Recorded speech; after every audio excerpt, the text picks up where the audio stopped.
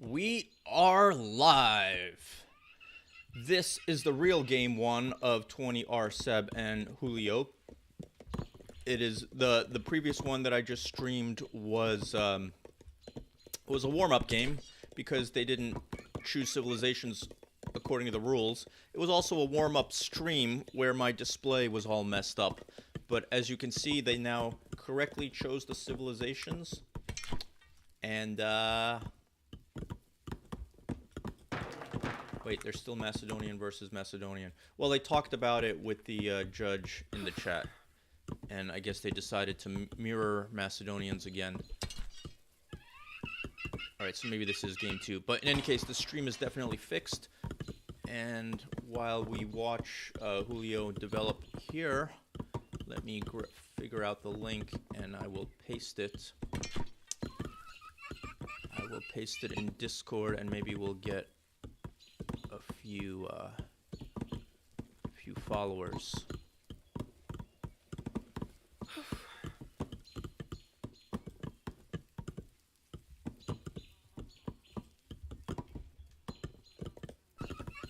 I will paste it in Discord and maybe we'll get a few followers.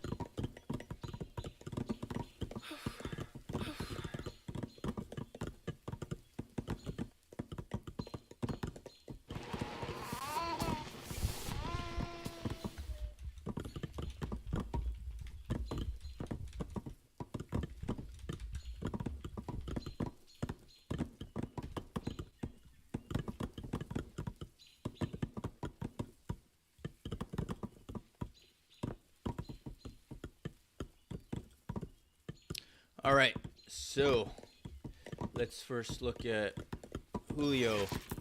No berry upgrade. Strange. Making batches of 5 with delays. Where's your next batch? Oh, there it is. He did get the lumber upgrade. Okay, that's a normal strategy with the Macedonians because they get their econ, or at least their storehouse upgrades instantly. So some people get that storehouse upgrade first. And already building a barracks with just 2 houses on the board. 20R Seb virtually tied in economy. He does have a berry upgrade and a lumber upgrade. Chasing more berries very ambitiously. He has barracks and 3 houses. Let's look at the early chart. It doesn't tell us too much in these early 4 minutes, but Seb does have a slight lead as he had last game with P1. He is the favorite. He is ranked 1 position above me in the seeds, which I think is reasonable. I don't disagree with that. Oh, and these are dangerous berries. They're pretty far forward. So Seb, assuming some risk here, some people like... Yeah, Steve? They might, you know, move their soldiers to harvest wood over here, so they simultaneously protect these guys. Although at 4 minutes, it would need to be some pretty aggressive play from Julio to exploit that. This is why it's good to play aggressive every once in a while, even if it's not like your native style, because it keeps your opponent guessing. Julio built 1 barracks here, and now he's going for a long walk to put the one on the other side. I don't necessarily like that. In some ways, it's easier if you keep your barracks together, because if like you're fighting in your base, it's easy if you could just set 1 waypoint for all your barracks. And here is some extremely inefficient berry harvesting by Julio. Oh, come on, just invest. TSD. Oh, wait, now he stopped. Invest 100. Oh, and he's getting exploited. He's going to lose 1 or 2 probably. Yeah, See how long it takes Julio to react. He's not reacting. He's housed. Now he's reacting. He's not getting away. Is anyone building a house? Nobody's building a house. Ah, Julio, you're breaking my heart. Oh, no, okay, a house was built. I stand corrected on that. 1 kill for Seb. But more importantly, like, it just caused a little bit of chaos, a little bit of delays. These laborers were idle for a little while. And see, that's what Julio could have done, because Seb had just laborers harvesting these berries for a long time, and still, look where the nearest see? soldiers are. So if he played aggressive, this was a big target that could have been exploited. And already Seb has 75 population compared to Julio's 55. Not looking good for Julio at all. Yeah, you can see how those berries lifted the red line here. Seb's eco. Switch this one to military. PSD. Alright, so now Seb is doing what I thought he might have done earlier, which is move the lumber to here to protect these berries.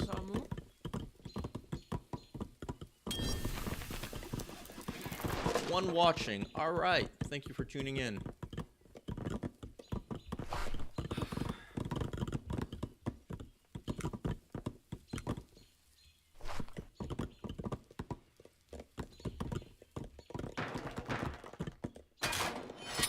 The TC is not producing any units, so 2 buildings not producing any units.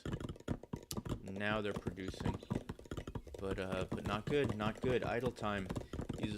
As you start getting, I think, to exactly this level, this kind of like intermediate advanced level, these little differences are what contribute to the wedge between your economic line and your opponent's economic line. And that wedge plays out in terms of upgrades and ultimately won victories. Alright, so like last game, Julio invested in a stable, which is great. It's a great aggressive strategy, but you have to play aggressively. You can't build a stable, especially here. There's no hunt. There's like 1 sheep, 2 sheep. So these cavalry, after you pay for them, only have limited economic value. Their value is in slowing down your opponent. So he's building aggressively, but he's playing passively, and that's not good. Whereas Seb, why not do what worked last game? The barracks are together, which I prefer. He's going just for a more traditional boom strategy, and the way he shifted so aggressively to iron, it looks like he will be, again, making some mercenary slingers, so he isn't yet. Oh, he's not phase 2 yet. But yeah, switching this aggressively to iron before you're even phase 2, that's a sure sign that you are going for mercenaries, whether slingers or mercenary cavalry.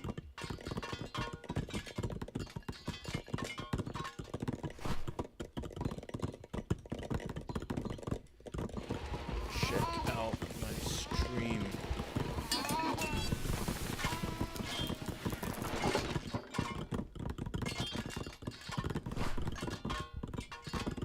To get valuable insights and professional coverage.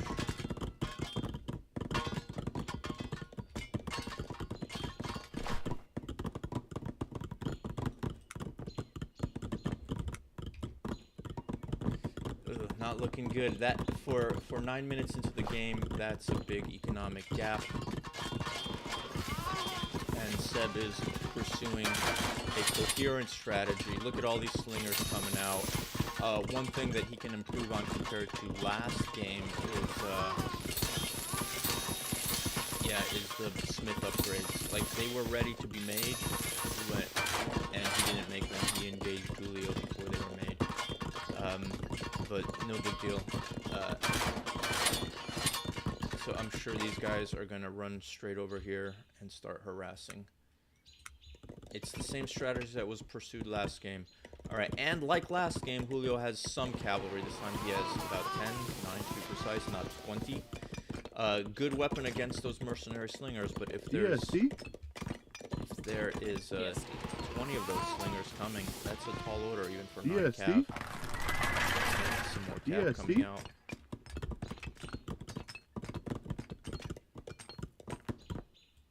So again, it's an investment. Oh, early warning. That's good. That's an early warning that the slingers are coming. Love it. Love it. Julio still phase 1. He has the resources for phase 2. Going to phase 2 now. And significantly... Yeah, see? Hey, Jabs and Lancer Cav, they can stop slingers, but Julio needs to employ everyone. Not just... These Jabs are going to get killed by themselves. Julio. You gotta have the Cav work together with the soldiers. Combined arms. ESD. ESD. Now he's gonna invest in the tower. Which, okay, you can argue that Seb invested more in the slingers than he did in the tower, but I don't think ESD. unnecessary losses. ESD. Cav cannot stop 20 slingers. He should move these choppers over right away. That's good, that's good, not bad, Julio. ESD. Seb just wants to get Julio to chase, and it seems to me that this time Julio did a good job of not chasing. So let's see how is the gap closing. No, the gap in Econ is not closing. Look at Seb, I love it. Like, he comes forward and then he runs away. It's so frustrating to play against. He comes forward, gets a few kills, runs away. Force it. Come on, Julio, move those guys away. Better late than never. Don't fight. No, don't fight. Run.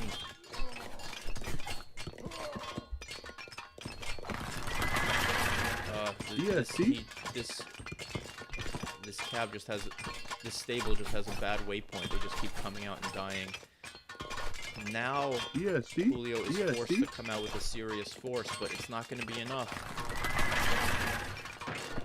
Well, good, good. Now he's employing combined arms. Good, good. Lancers together with infantry. That's a good way to fight the slingers. I love it. But fight already. Fight. Close the distance.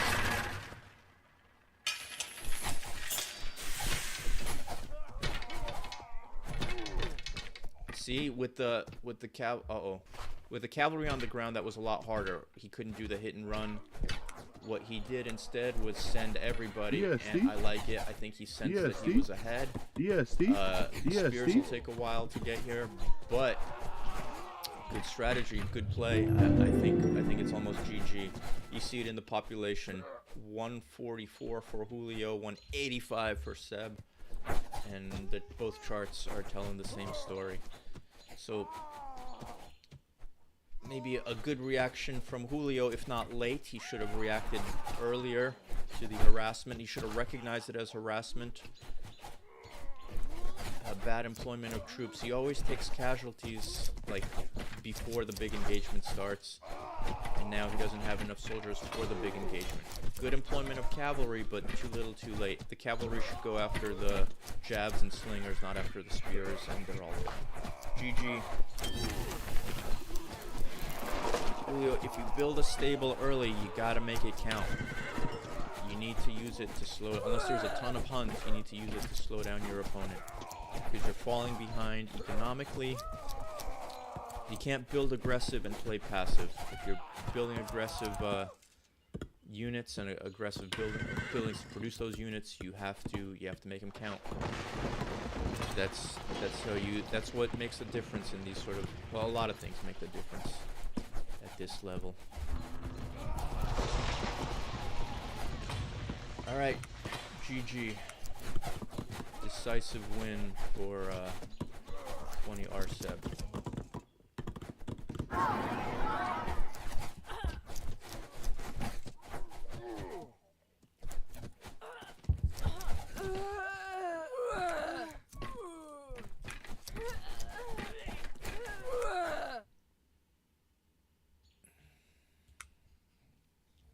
Yeah, the charts tell the story of the one-sided game that it was.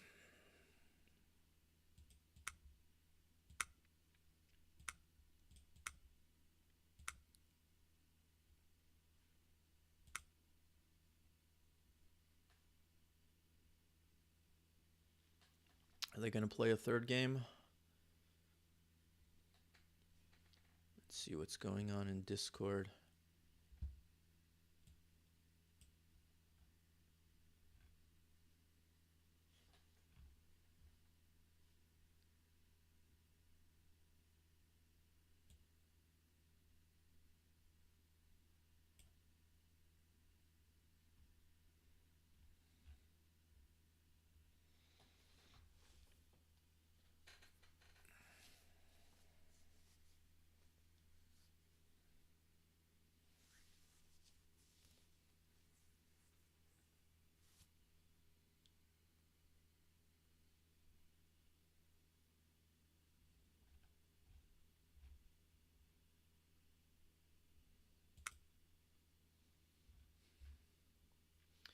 other games are happening?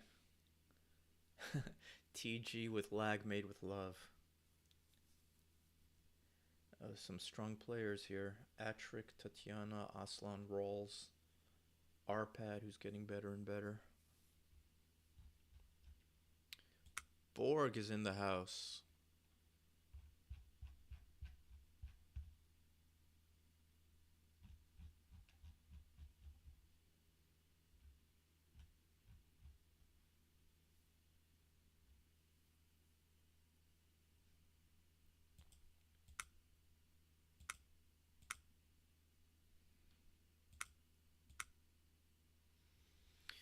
You know what we could do while we're waiting to see what happens next? We can play some blitz chess.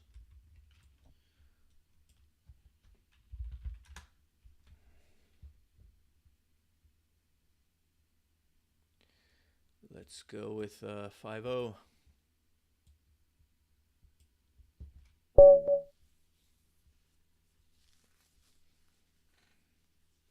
Oh, I have a history with this player. 1 win, 1 loss. Let's go with a Sicilian.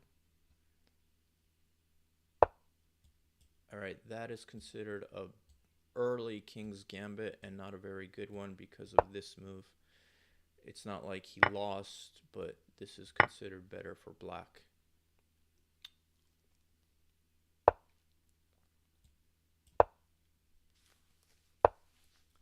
See, and like, what's this pawn doing here? Like, when it becomes like this, you almost want the pawn back here. I think that and other reasons, it's why it's considered bad. Let's see where he puts his bishop here or here.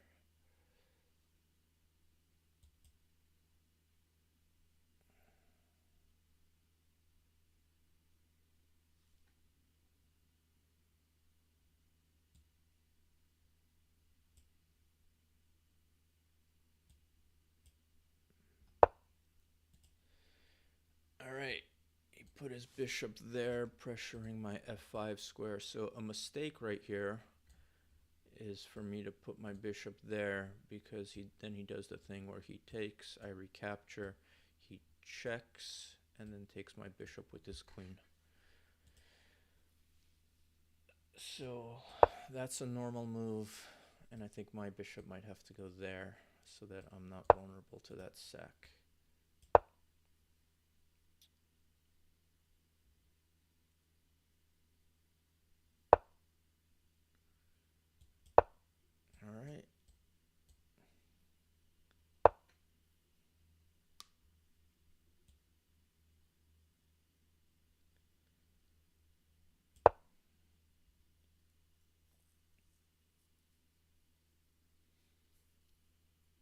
Alright. I think my style in chess is to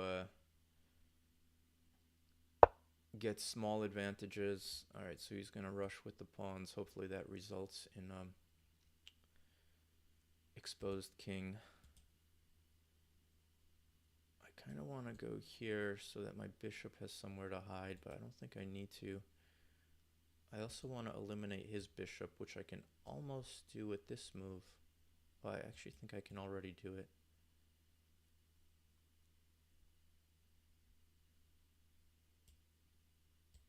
Go here, here, here, yeah. Yeah, and then I'll have the bishop pair. Oh, he could do the same thing to me, though.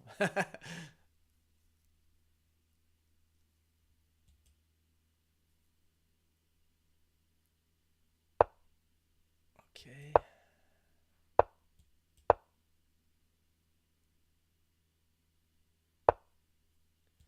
Alright, bishop pair.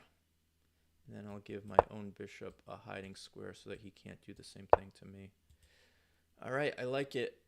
So I think my chess style is to squeeze small advantages and win endgames.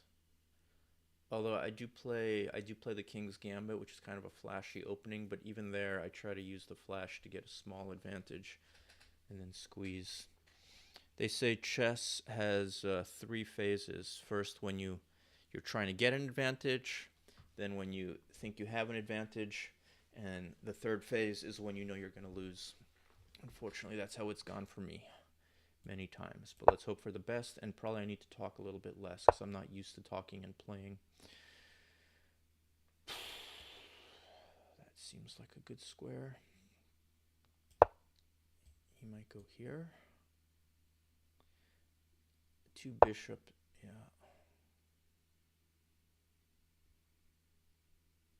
Oh, that doesn't really do anything.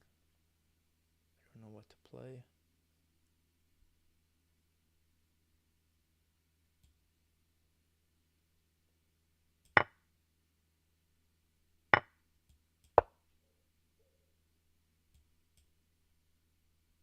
Oh, that I played that too impulsively. I thought he was going to take with his bishop. Okay.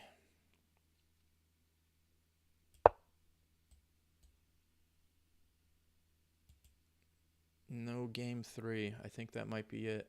Seb might have won.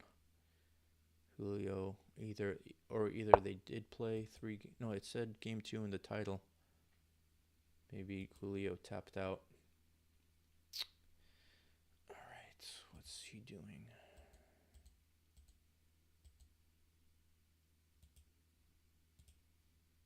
Let's see.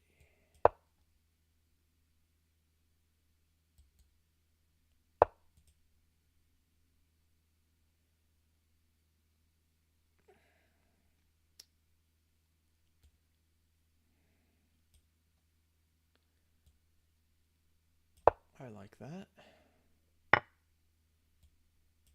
Get my rook here. Oh, but no, it's still okay. Just this pawn creates some obligations, but it's also created threats.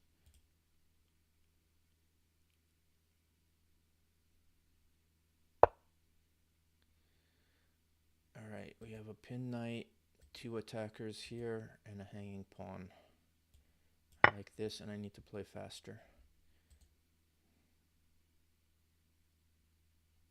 Could take, and then take.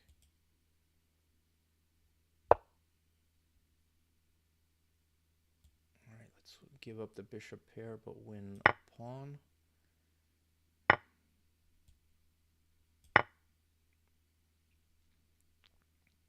I'm up by 2 pawns. This is good, but the time situation is bad. Let's pre-move.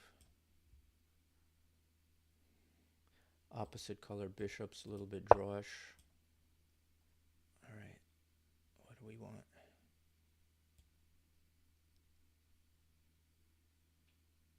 Let's connect the rooks. The other idea was to put the rook there. Gotta play fast.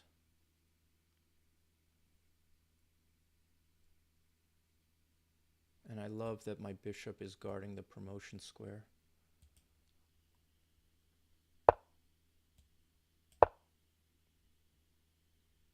This is looking really strong. No back rank threats. My king can always hide.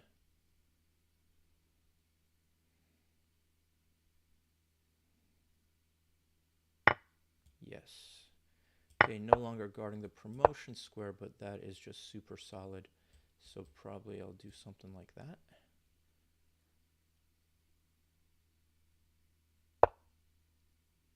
Alright, I have a check. But let's stay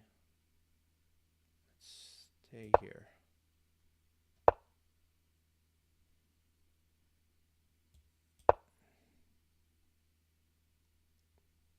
Also, if he moves this rook, oh no, never mind.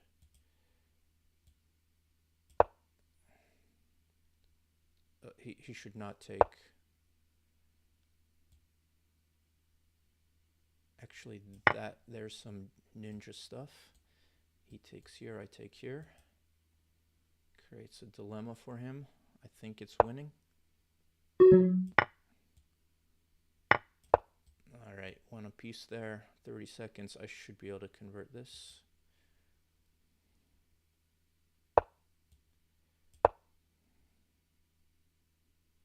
And he can resign. GG. I think that was a good move. Let's keep his king cut off. Just make it as simple as possible.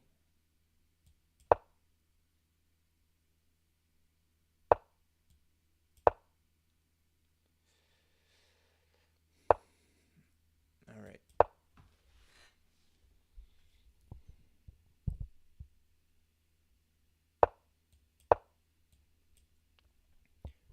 Now just cleaning up.